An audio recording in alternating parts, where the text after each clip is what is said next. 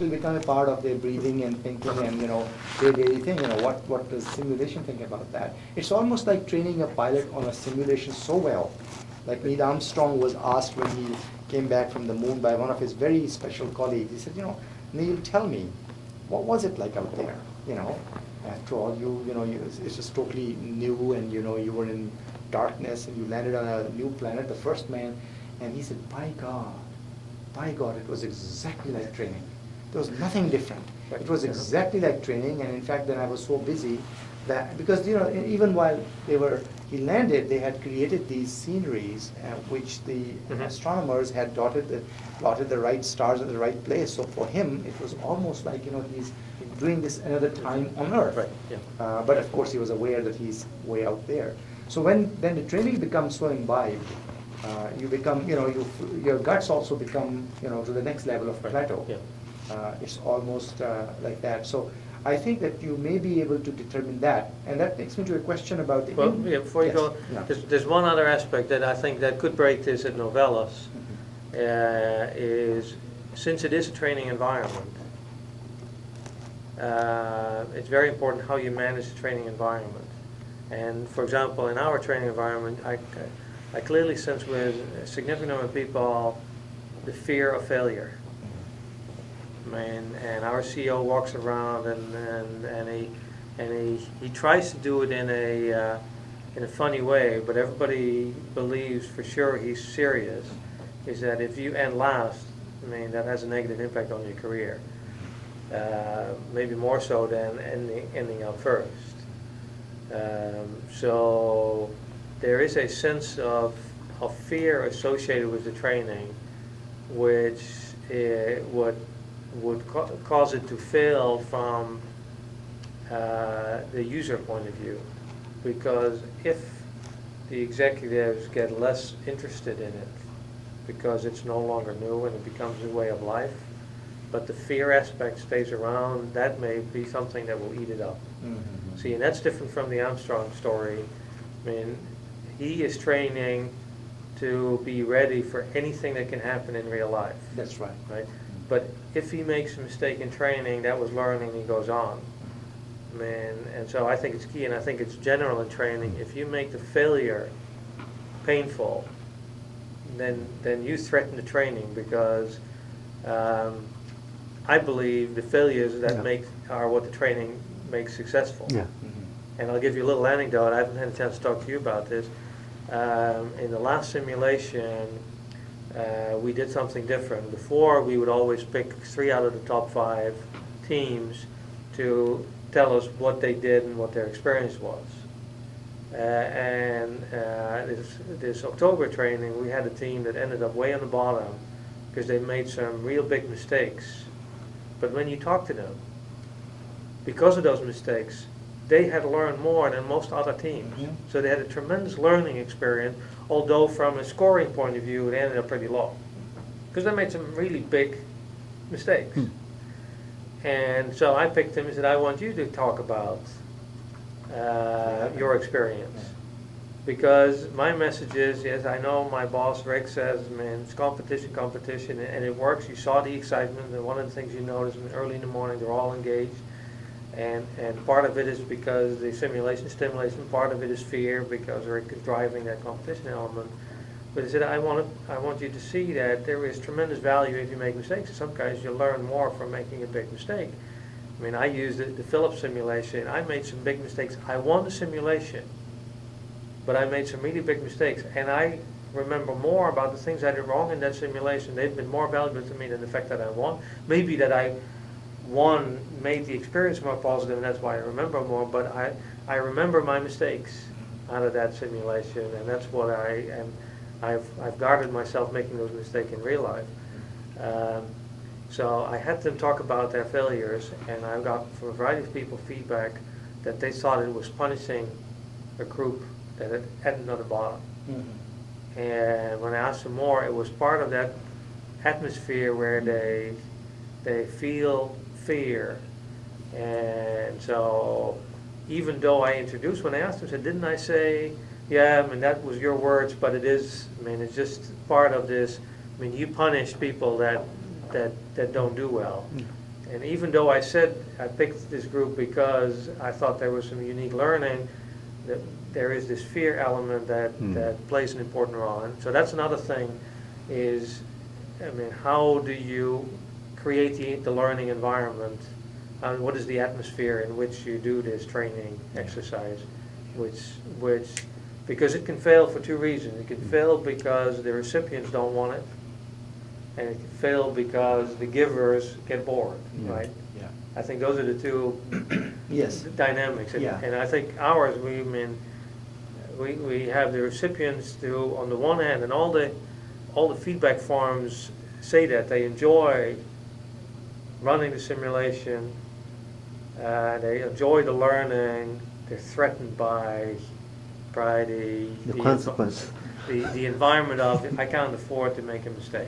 Yeah, I think that. And that's bad for learning. Yeah. I mean, Yes, I mean, yes, of course. I think fear of failure is like telling a kid, is stagnating the growth of a kid. Right. Because, when a child is born or when they're kids, they don't know as much as we do. I don't know if we know the right things or not, but at least, they wouldn't be learning without making mistakes to get to adulthood and beyond.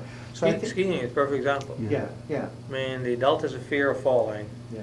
And so they got into bigger trouble than the little kid that when they go out of control, they just fall down. Yeah, exactly. And I think there is we're moving now into the psychology, human psychology arena and to some extent organization development arena, where in fact fear has to be analyzed and supported and removed very gradually.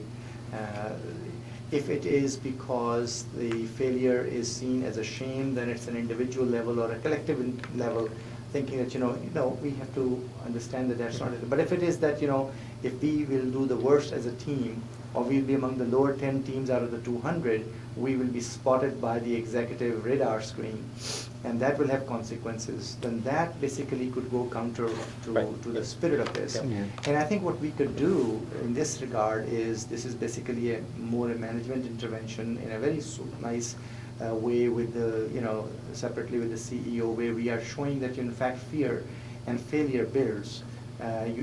Something like a fear foundation or a failure feedback program, where let them talk about their fears and the failures and what they have learned from the failure, so that they don't repeat it, more so than ignoring it or cultivating it and harnessing fear of failure.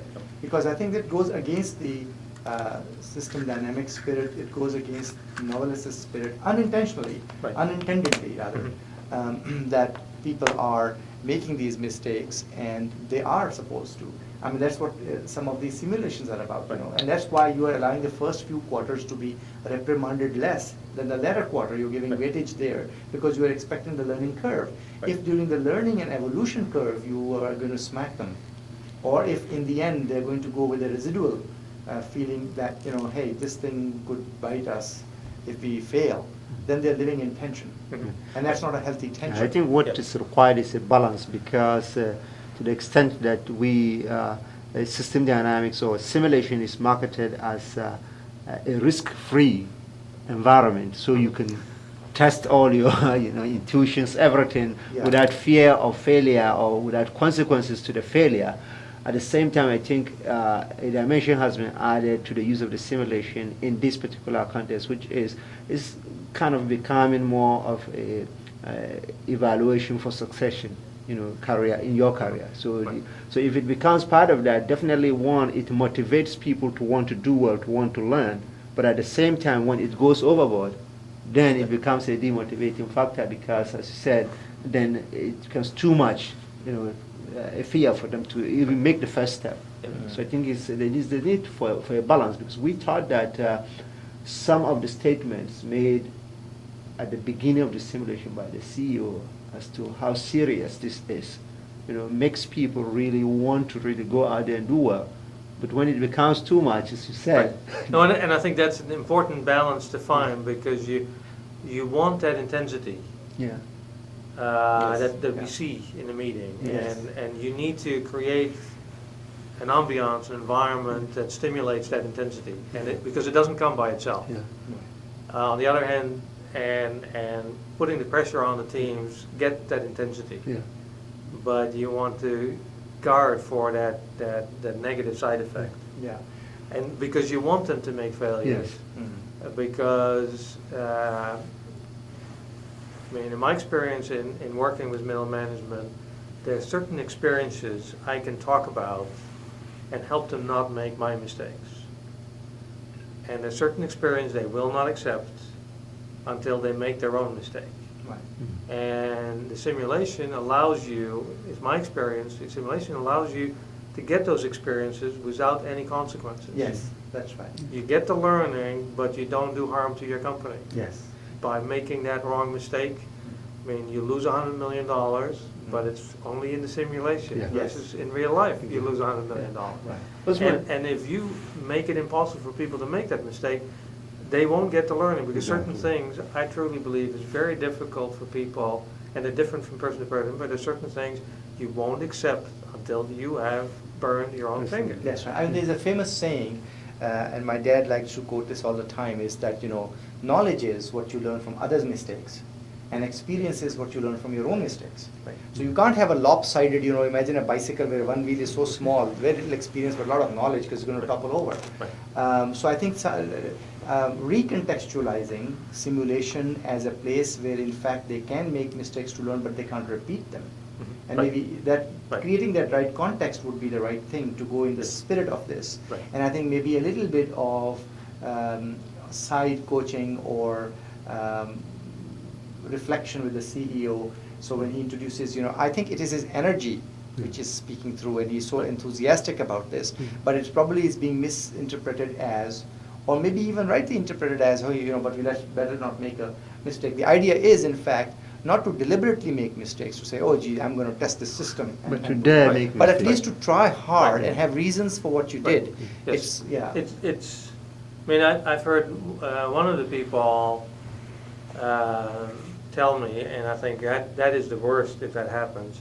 He says, I could do this, but I don't fully understand what's going to go. And if I'm right, I'm going to be very big. But if I'm wrong, I'm going to end up in the bottom. Yeah. And I want to be somewhere around 10 to 15. So I won't take any risks. Oh, boy. And so then there is no learning. Yeah. Yes. Because you want people to find out Go try it out. the edges. I mean, Yeah.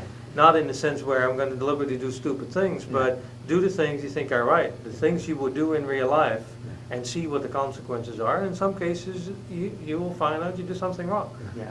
I think, Wilbert, the answer is simple, at the highest level at least, which is to embody the truest spirit of learning, which is what this is about, which will give you advantage. And whatever makes learning fun, and whatever makes learning permanent, and whatever makes learning as a habit fearless, is what will survive.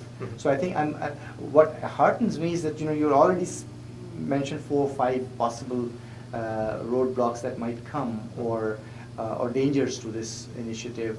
Now that one can brainstorm or maybe even sense some of these early signs, one can work around, and that's what we have to be dynamic too, or the program itself. Yeah. And so I think, and of course diplomatic as well, while we are dynamic. So we won't go and tell the CEO that your speech is not right. We'll say that your energy and enthusiasm is so right on, it's hitting the nail, but hitting a bit too hard. So maybe one way of doing this is to allow the first few quarters to be even neglected without telling them. We are weighting them low and let them experience it. There will always be teams who will always at the bottom. Right. And they'll always be at the top, and those are the 2 extremes you're going to interview anyway. Right. But the way they should be interviewed is for what was the cumulative learning. Maybe there could be a log called failure foundations, as I was mentioning, that you publish after everything, pick up the failures of everybody, and it becomes a compendium, and then you distribute it for people and say, okay, so here are the without naming names of teams. Right. And the next time people come around, they won't do those things because they have grown out of that. Yeah. Right. So a failure foundation or a failure Right. functions. Uh-huh. Failure functions is a Right. good word. Yeah. Failure causes you to to learn. There are so many innovations that have come only because somebody made a mistake, Yeah. Right. not because they were set up to do something else. Yeah. So yes, Yeah, Imran. a little bit. Maybe I want us to kind of cover some area that would be useful for writing the article, All so this that is- so that later at least we can just add the details. And these are maybe if you could talk a little bit about the model structure and the process of building, what Novellus gained out of that, some of the process, and then probably we talk a little bit about the meetings, how do we organize some of the logistics that went into that and the feedback that we're getting.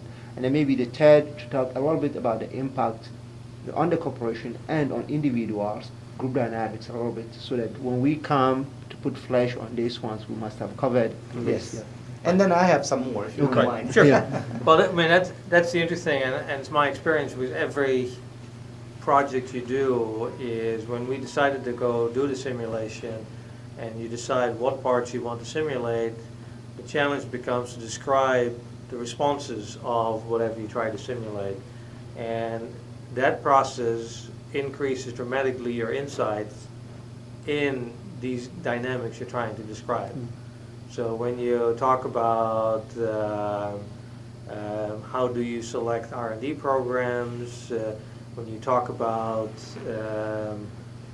probability of sales, when you're forced to formulate a module or a model, you're forced to quantitate the behavior that you think you know how it works. Put down your assumptions on paper. Right, so to speak. exactly. And so there's a tremendous benefit in when we started working on the model, is because you needed to translate what you think I know, the dynamics, to, okay, now what is it quantitatively? Because it ultimately needs to be a response curve, it needs to be some number or a set of numbers. And so that's a very valuable learning experience for the people that make the model, is because they're forced to quantify their thought processes about the topics that you're simulating. So they are thinking more deeply than just at the ethereal level, Right. which is what most conversations happen at. Exactly. Now they are anchoring their thoughts into certain realities and stating them in a more quantified or quantifiable way, Mhm. and therefore taking more responsibility for what they're thinking and saying. Right. Yeah. And it forces you to either come to terms with the fact that you don't do what you talk about, or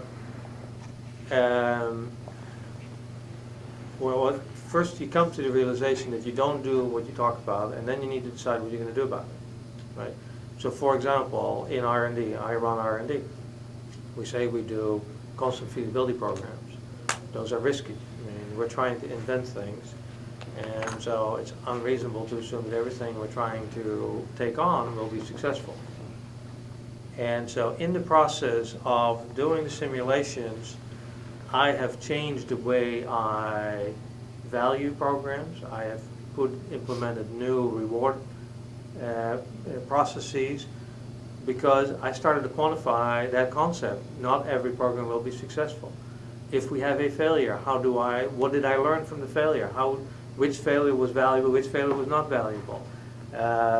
If I want a certain solution, how many programs do I start? Well, we said, well, it takes about 3. Well, then go look back and say, do we start 3 parallel programs to get to one successful? And the answer is no. Why not? So by forcing yourself to quantify a certain function, and then comparing what you've quantified to what's happening in reality, you start realizing a discrepancy, and either you change your quantification or you change your behavior. Mm-hmm. Because you're now confronted with facts. You can't just skirt by it. You can't just feel good about, hey, I understand there is failure and there's probability that certain things. My behavior is not consistent. If the program fails, I give them a 0. Well, I mean, if I know there's only 1 out of 3 is going to be successful, then 2 out of the 3 are going to work hard and they're going to get 0s. Is that fair? Is that how you want to do it? No. How do you reward them when they have a failure? Which failure is more valuable than another failure? And so we came up with the concept of fast failure reward in R&D. We say, okay, we start this program, it's supposed to be finished in 9 months. If it fails in 9 months, that's a failure, a true failure. if that's the wrong direction, I want to know in 4.5 months that it's not going to go anywhere. So it helped us putting in more realistic reward structure for the R&D organization to say, okay, we know we're going to get you in directions that are dead ends. Your job is to find out if it's a dead end, and you can't use all the time earmarked for success to find out it was a dead end. Right. That's right. Yeah. Yeah. Right? So that's an interesting side effect when you need to take a reality and translate it into numbers that fit in a model. You are forced to look at that reality in a much more intense way than when you just talk about it or in your day-to-day business. Right. So that was a very interesting experience for me and for Rick when we worked on all these issues, because basically Rick and I came up with the response curves for the Because for these the are future check. everyone would ask you what are some of the key insights. So when you try to tell people about simulation, what you've done, the thing is, what are the key insights? And I think that, I mean, there couldn't be any more key insight than there's something that has forced a corporation to change their behavior, to change a specific behavior in terms of their. So. Yeah. Yeah. And I think the other learning was that it becomes much more valuable when you involve the people who own that activity in real life in the definition of the module. In the beginning, Rick and I did our own things. We formulated our own thoughts about these different modules. In a later phase, we started, for example, in the sales phase, and in the spare parts phase, we pulled in and we said, okay, that's the person who's responsible. Let's bring him in, let's ask him to describe what they're doing. Have them benefit from that experience to quantify what they're doing. Have us the benefit of better understanding that module and compare our perceptions to his perceptions of the job. So that's another valuable learning process for the different people that are responsible for the different areas of expertise you're trying to capture in your simulation. And it provides an interesting learning experience for the higher level executives that are coordinating that activity, because you get a more closely and more quantitative interaction on what is that function, how would you measure it, how would you reward it, what is good, what is bad. So I found that very stimulating in the whole process of setting up the module. And for me, because I was involved in all of them, and I worked on marketing forecasting and quantifying how the customer's purchase behavior is and loading that up. We made a little spreadsheet that gave us some insights in natural oscillations in our business associated with the well understood behavior of our customer, but never quantified until we put it in the model. And we say, okay, because they behave this way, we all know they behave this way, that explains why we have this oscillating peak and valley in our revenues. I mean, it is directly related to the way they behave. So Where actually- where it was viewed as Yeah. macroeconomics that drive these Right. oscillations, Right. there is some fundamental behavior that is resident in our customers that will automatically lead to these oscillations. Yes, yes. Actually, you're providing fidelity to their thinking Mhm. in this whole process. I just wanted to intercede here a thought, a suggestion, which is a combination of what I just heard as well as the fear factor earlier on we were talking about, is to maybe create something called learning logs.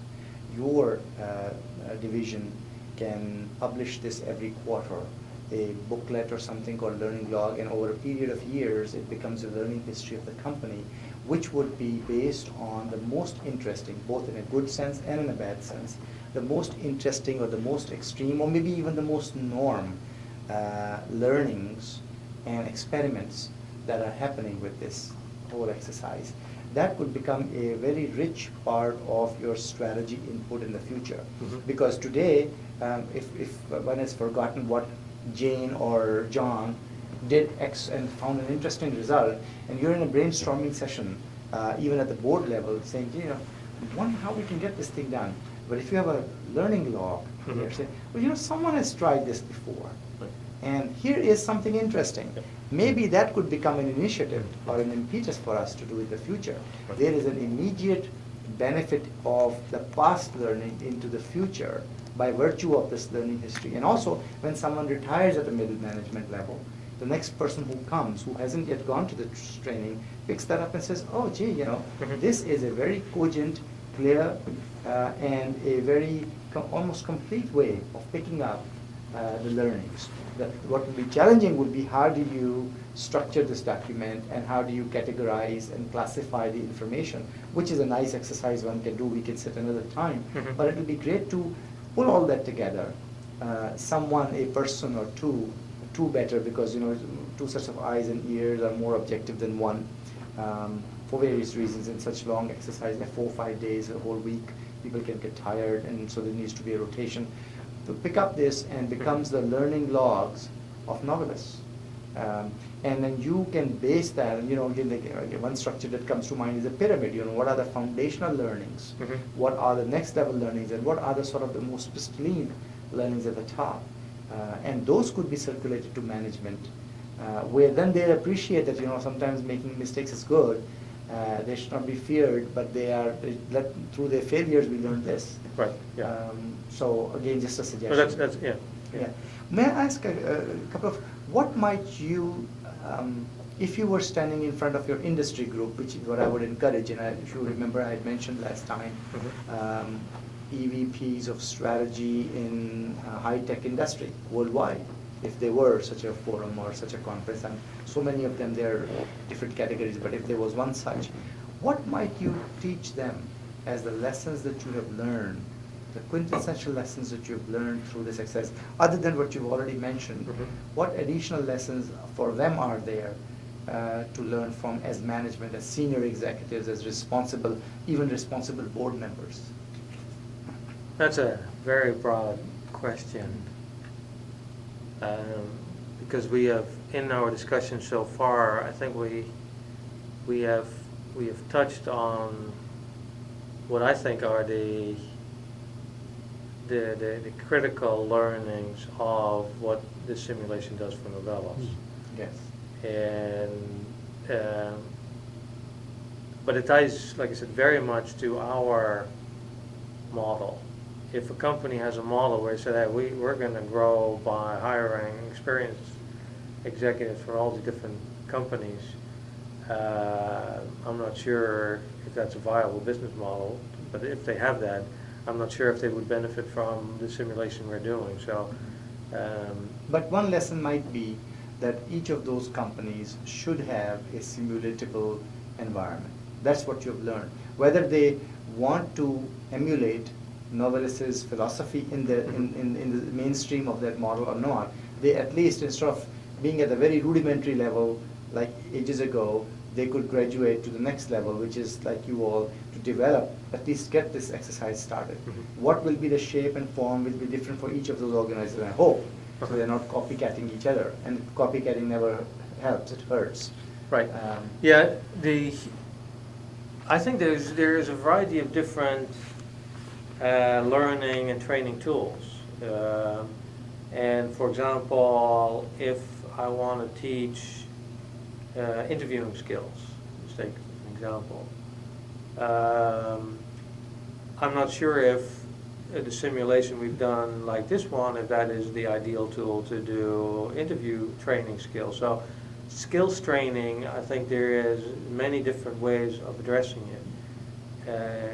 What I've seen here, the simulation tool, if I use it a tool for now, enables you to teach much more complex skills.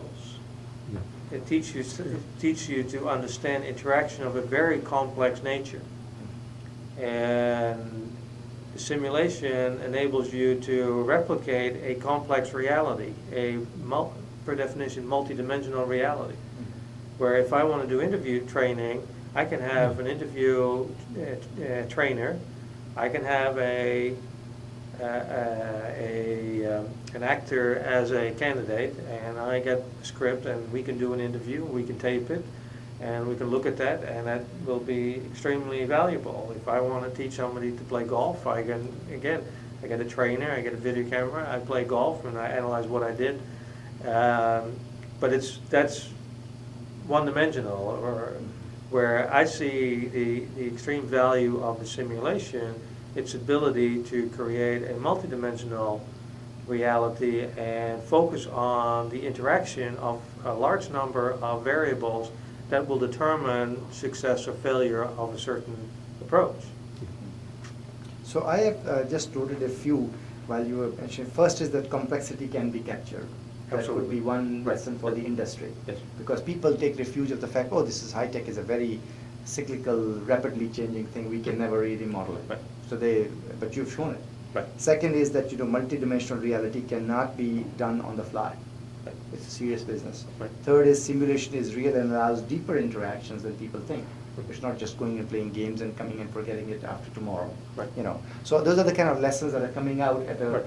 higher level, Right. sort of bring it together where you can tell your industry some of these things. Mhm. They may or may not go the way you did. They may or may not use power sim. They may or may not have that comprehensive and extensive and Mhm. deep as well as broad modeling and simulation and gaming environment.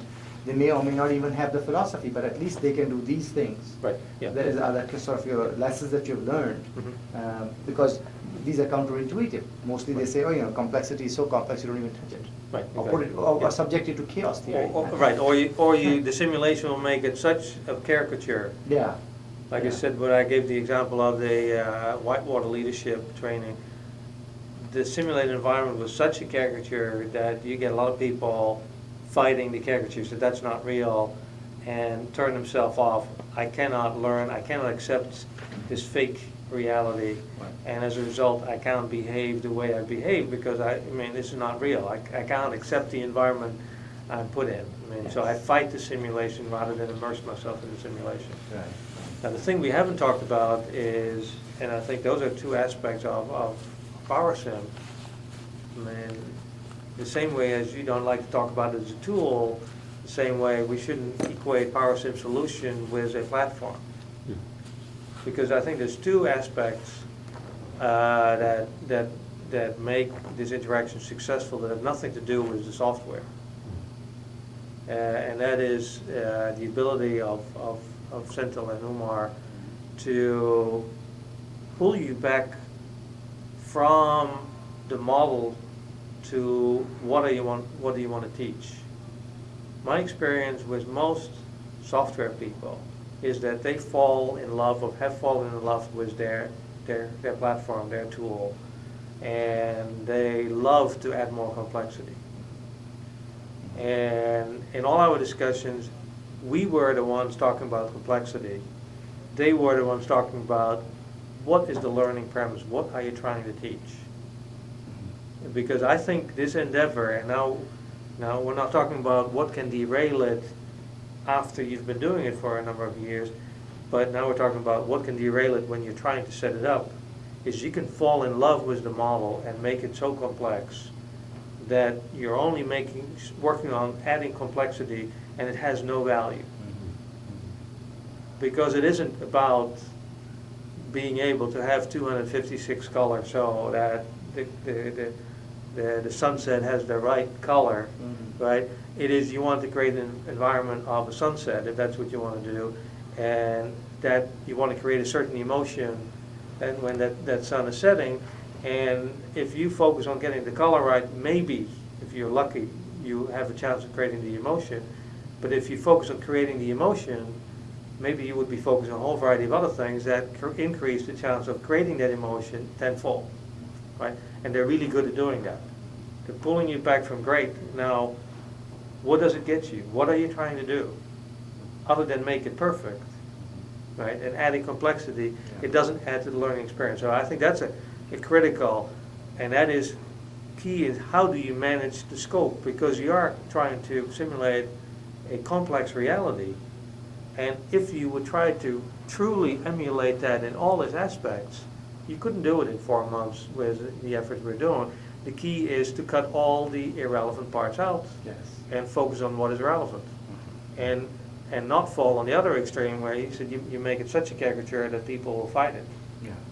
I know only of 2 or 3 people out of the 300 to 400 people that were fighting our simulation saying that's not real. The rest embrace it and embody it.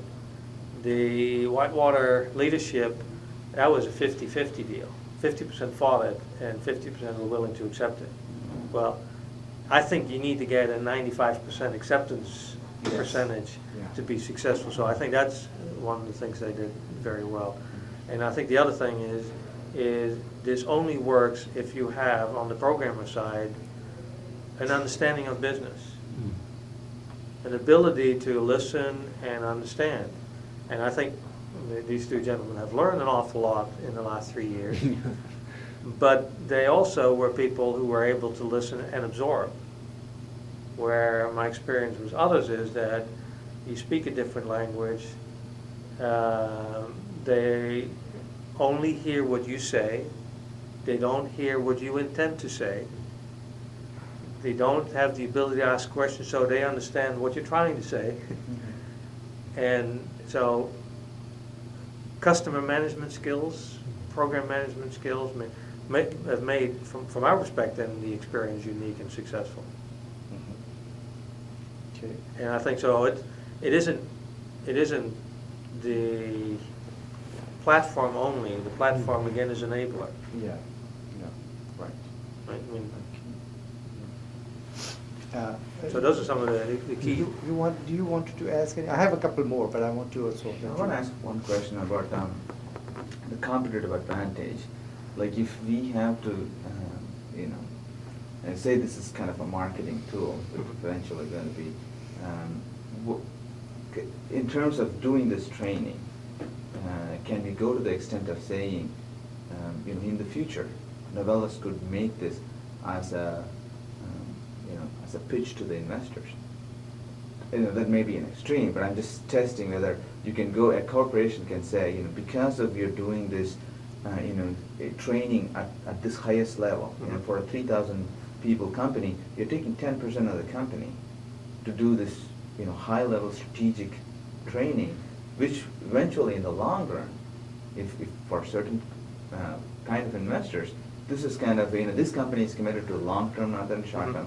It tells a lot to the future investors, right, or the current investors, that this is taking you in a different way of management style, and it brings you the intellectual capital that could be, maybe Novellus would move from equipment manufacturing to something else, but you have the foundation for it, and would that be? I think the financial community is the wrong community to play that with, because I don't think they care. Yeah. I mean, because now you're talking about although strategic initiative, but a strategic initiative in what is considered to be a support function. Right? If we can play that by saying we have this long-term research philosophy and bring out all these new products, and that would have some traction with our financial community. I don't think this would have traction with the financial community. I think it would have a lot of traction in the HR world and in the recruiting world, going to universities, attracting people because you show what kind of training tools, what you're doing to enable their career growth in the company. And your commitment to so it would fit in our communication to the sources of our employment. Future employees, but the high-tech industry today isn't worried about, from a financial perspective, worried about training.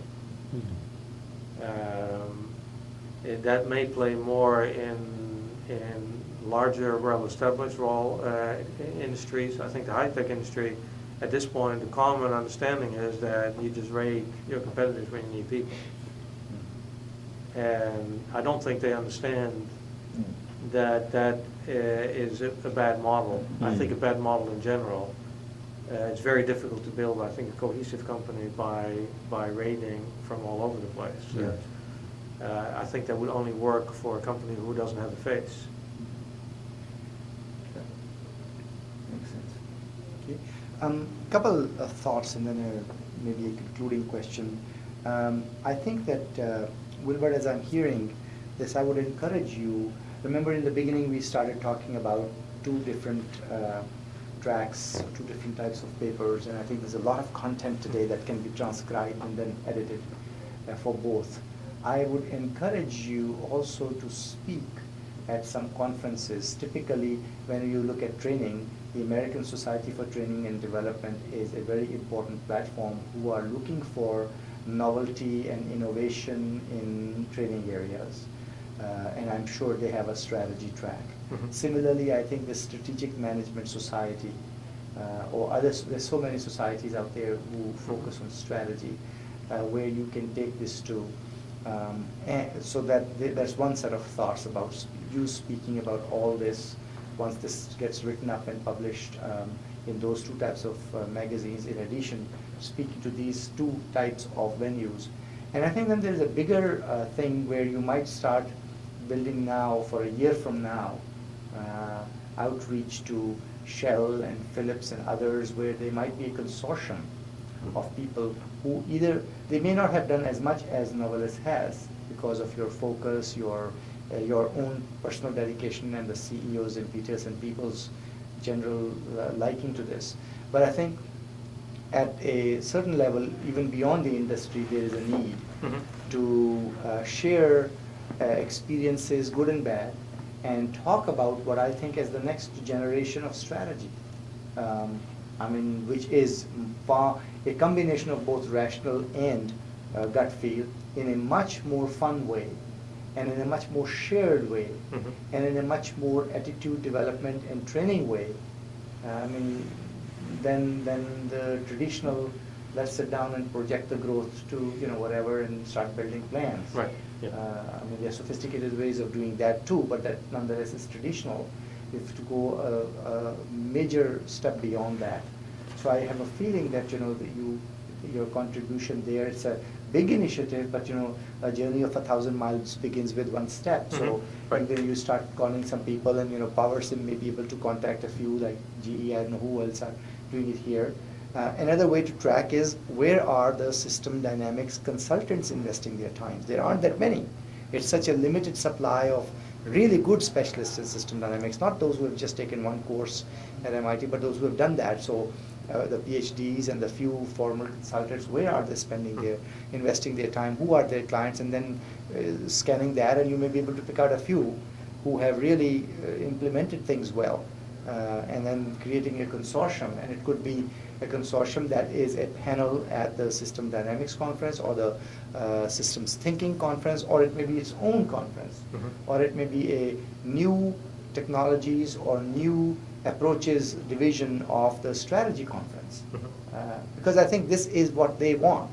This is what should be out there, to the degree that it can be. Without sharing the confidentiality and I'm not saying that you should project the models and share handout of equations, but to the degree that it can, I think you should be happy about that. And Novellus could be the key player, because in my personal opinion, again, I might add to the conclusion that I think there is you have probably transgressed the farthest, more persistently and perseveringly, and that has to be recognized. And it's not just the recognition, you have learned certain new things along the way that management and business community in general ought to know. I might even say that today, because as I may have mentioned to you, I'm writing a book on corporate governance. It's called Dynamic Governance. Rana and I are going to talk about it later, hopefully today. And I'm interviewing senior executives all over the country, and governance officers, board members, and I was at the National Association of Corporate Directors in Washington, D.C. 2 months ago. I think even the board, whose job it is to do strategy, or at least bless strategy, not do strategy. I'm sorry, I take the words back. They're at least supposed to understand and bless strategy. Just one second. Yeah. Let me take this. Sure, please. Double photo. So I think we can wind. Have some. Okay. Just some few. Yeah, you can put this on a pause or something. How many tapes? One thing that may work as what I would call a Trojan horse is to get started like we did with simulation training.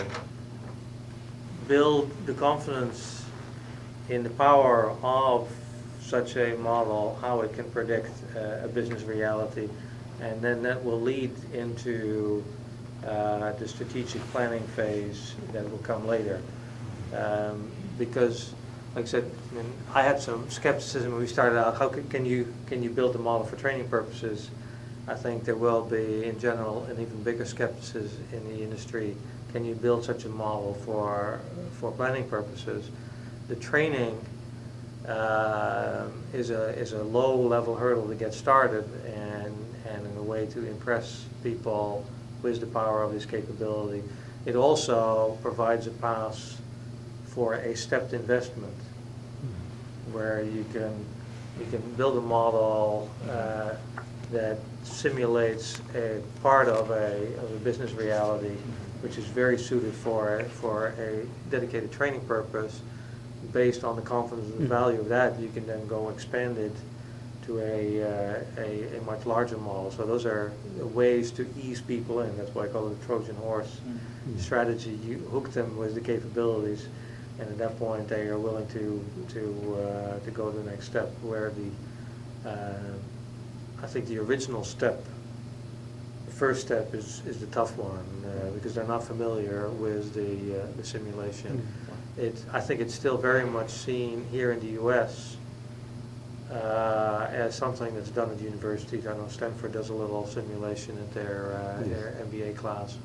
So people that have gone to MBA schools, they're familiar with simulations, don't have a good idea how sophisticated they are. I think they're relatively simple. Yeah, very. And like I said, I think GE does something to the same extent, but I think it's very old. Yeah. I don't know what Philips does these days. I mean, I went there 25 years ago, so and it would be interesting to find out from Philips what they're doing now. There was a time that HP here in Palo Alto did some. They used to have actually quite a number of system dynamicists, but none of them exist there anymore, which means that they're not doing that. But the thing is, simulation is a big thing, and gaming within that. Is it dynamic in the back? Is it trading off short-term and long-term? Is it talking about feedback?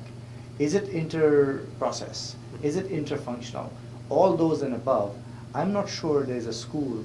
I mean, I did my MBA years ago. But I think what I'm trying to say here is, without, I don't want to be too flamboyant about it, that you have the reality of how it should be.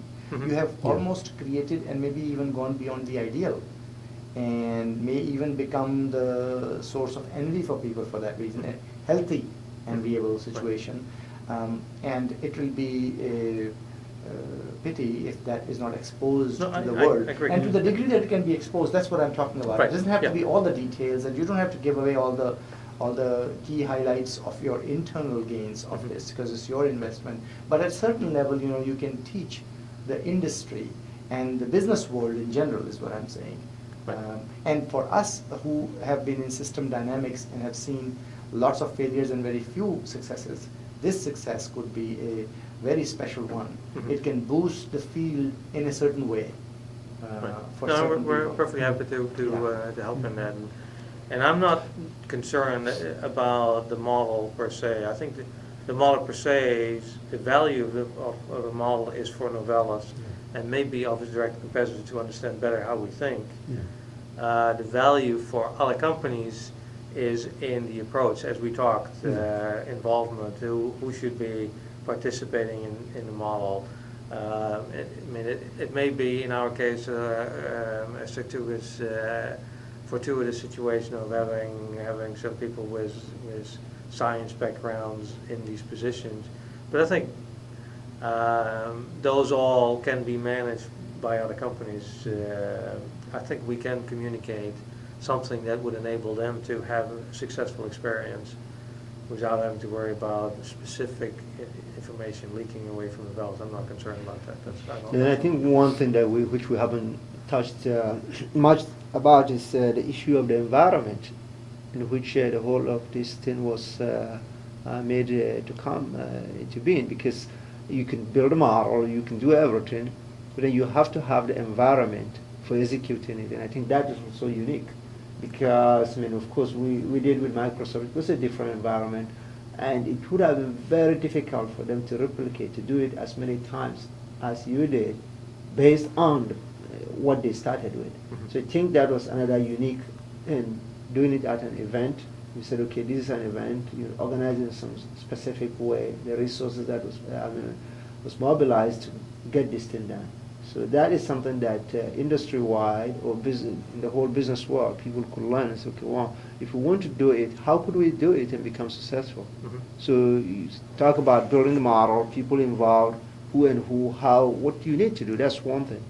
But then once you've done that, okay, what kind of environment do you need to create so that this would become a success? And I think that's also something that is unique. I don't know, in your own practice, Osman, in the past, I mean, if you've seen anything like that where they bring in as many as 300 people to sit in one place for 2 or 3 days, you know, with the setup in terms of the technology, the people involved, the facilitation involved, everything going on to make it a success. I think. Well, I believe that happens, it happens all the time, Okay. that companies bring that number of executives in one place for a few days. Hmm.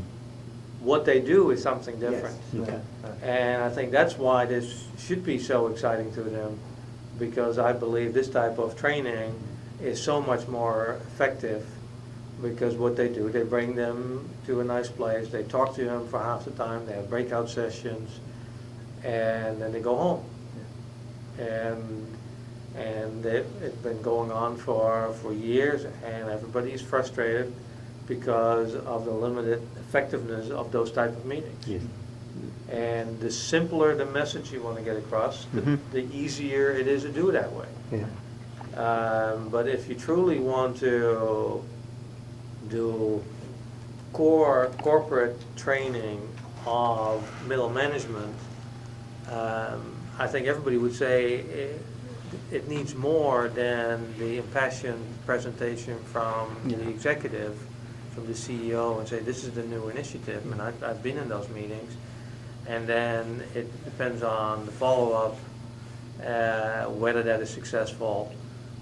But you have made a pretty breakable foundation when you bring your managers in for 2 days, and maybe your CEO is a gifted speaker and he talks about these initiatives and got everybody going, oh, but still people will walk away after 2 days, oh, we're going to go do this, but no clue how they're going to implement it in their organization. They haven't been able to think that through, and the simulation allows you to create an environment where you implemented your thoughts in the company and your organization, and you saw what happened, and you had the ability to change the way you implemented and saw what happened. So it provides you the extra translation step. It gives you a starting point for what to do in real life when you're back in the office, where most of the times it's pretty generic, and you've created a rah-rah, we're going to do this, and then you're home and you try it and something goes wrong, you say, well, I don't know what to do anymore.